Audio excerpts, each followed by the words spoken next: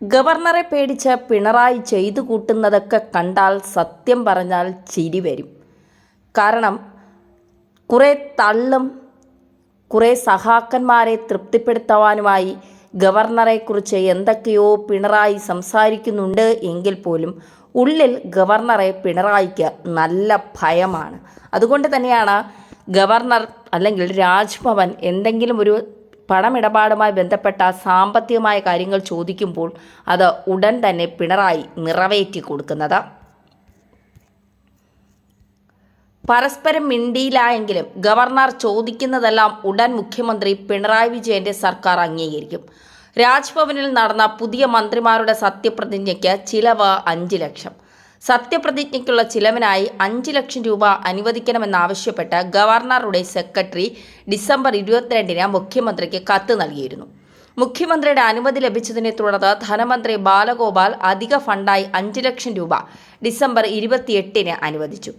Tourism ഡയറക്ടർക്കാണ് തുക അനുവദിച്ചിരിക്കുന്നത്. സത്യപ്രതിജ്ഞയ്ക്ക് ശേഷം ചായ സൽക്കാരവും രാജ്ഭവൻ ഒരുക്കിയിരുന്നു.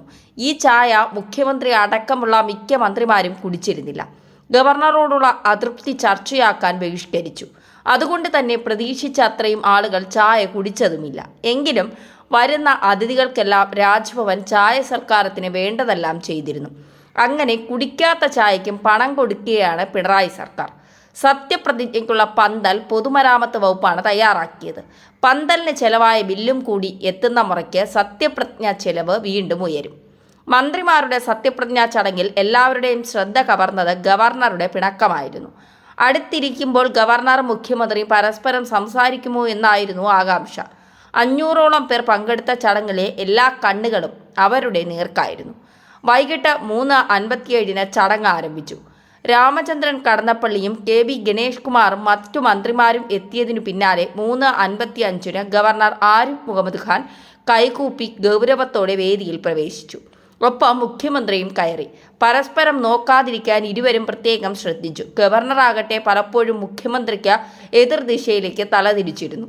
മുഖ്യമന്ത്രിയും ഗവർണറും സൗഹാർദ്ദം പ്രകടിപ്പിക്കാതെ വേദി വിട്ടെന്നു മാത്രമല്ല, ചടങ്ങിന്റെ ഭാഗമായ ചായ സൽക്കാരത്തിലും മുഖ്യമന്ത്രി പങ്കെടുത്തില്ല.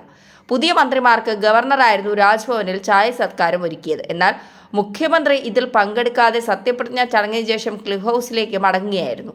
സത്യപ്രതിജ്ഞാ ചടങ്ങ് കഴിഞ്ഞാൽ ഗവർണർ ഒരുക്കുന്ന ചായ സൽക്കാരത്തിൽ മുഖ്യമന്ത്രിയും മന്ത്രിമാരും പങ്കെടുക്കുന്ന പതിവ് തെറ്റി. അങ്ങനെ ചായ സൽക്കാരവും വെറുതെയായി.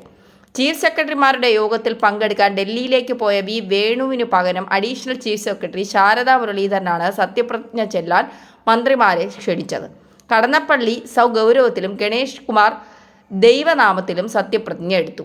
പിന്നാലെ ഗവർണർ പൂച്ചെണ്ട് കൈമാറിയെങ്കിലും അപ്പോഴും മുഖത്തെ ഗൗരവം വിട്ടില്ല. മന്ത്രിമാർക്ക് മുഖ്യമന്ത്രി പൂച്ചെണ്ട് നൽകിയപ്പോൾ ഗവർണർ പിന്നോട്ട് നീങ്ങി വഴിയൊരുക്കി. 4:06-ന് ചടങ്ങ് പൂർത്തിയായി ഗവർണർ പുറത്തേക്ക് നടന്നു. അല്പനേരം കുശലം പറഞ്ഞ ശേഷം മുഖ്യമന്ത്രി ക്ലിഫ് ഹൗസിലേക്ക് തിരിച്ചു.